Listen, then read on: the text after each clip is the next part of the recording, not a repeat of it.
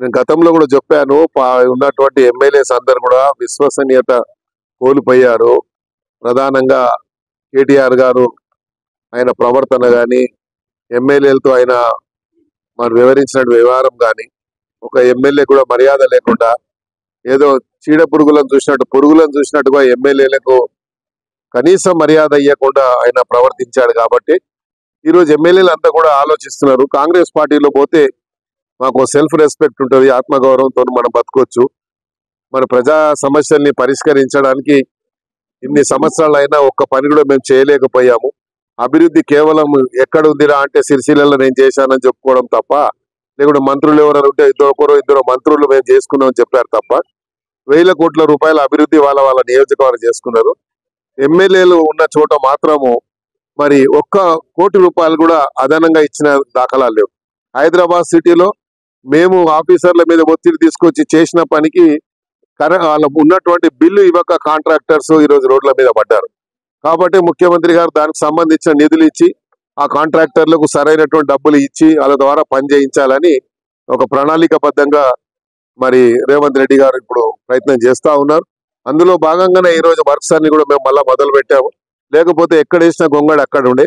ఈరోజు హైదరాబాద్ లో ఉన్నటువంటి ప్రధానంగా సమస్యలు వాటర్ స్టాగ్నేషన్ పాయింట్స్ కానీ, లేకపోతే మంచి వర్షాలు వస్తే నీళ్లు సరిగ్గా పోవడానికి మార్గం కానీ, ఆ యొక్క ఉన్నటువంటి నేచురల్ గా వాటర్ పోవాల్సిన అవసరం ఉంది. ఇవన్నిటి మీద ఒక ప్రణాళిక జరుగుతుంది. కాబట్టి ఈరోజు ఎమ్మెల్యేస్ ఇంతమంది బయటికి పోవడానికి కారణం ఏంటి? ఒక ఎమ్మెల్యేకు అదనంగా స్పెషల్ డెవలప్మెంట్ ఫండ్ కింద ఇవ్వలేదు. ఇచ్చినవన్నీ ఎక్కడ ఇచ్చారంటే వాళ్ళకు అవసరం ఉన్న చోట, వాళ్ళు ఎక్కడైతే ల్యాండ్స్ ఉంటే, లేకుంటే వాళ్ళకు ఉన్నటువంటి ఎవరైనా పెద్ద కాంట్రాక్టర్స్ ఉంటే వాళ్లకు సంబంధించిన రోడ్లు వాళ్ళకి ఇచ్చినటువంటి ఇది ఇచ్చారు.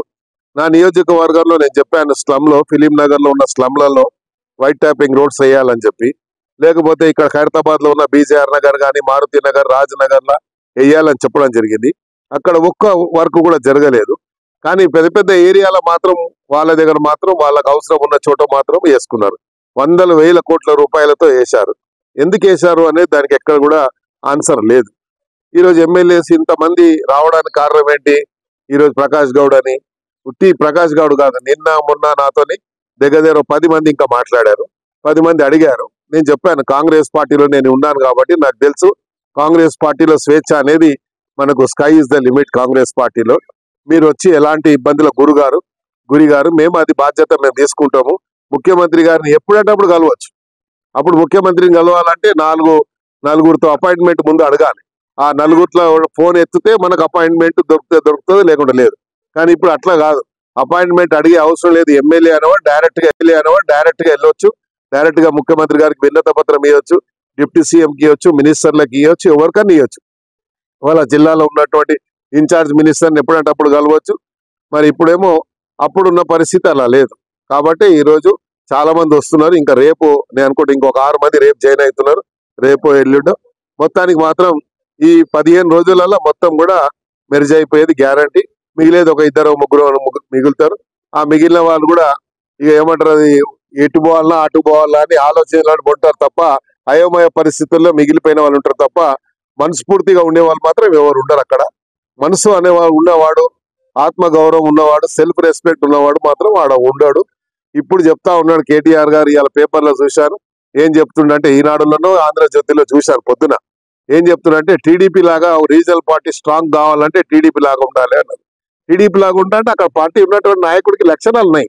ఆ పార్టీని ఎట్లా కాపాడుకోవాలని చెప్పి, ఎన్ని కష్టాలు వచ్చినా ఆ పార్టీని కాపాడుకోవడానికి, ఎమ్మెల్యేలు కాపాడడానికి, ఎమ్మెల్యేల మనోధైర్యానికి, అక్కడ ఉన్నటువంటి ఎమ్మెల్యేలకు ఇచ్చే మర్యాద కానీ, ఎమ్మెల్యేలకు ఇచ్చేటువంటి ఇంపార్టెన్సీ కానీ ఇక్కడ ఇచ్చారా? మీరు ఒక ఎమ్మెల్యేకి ఒక ఇంపార్టెన్సీ ఇచ్చారా?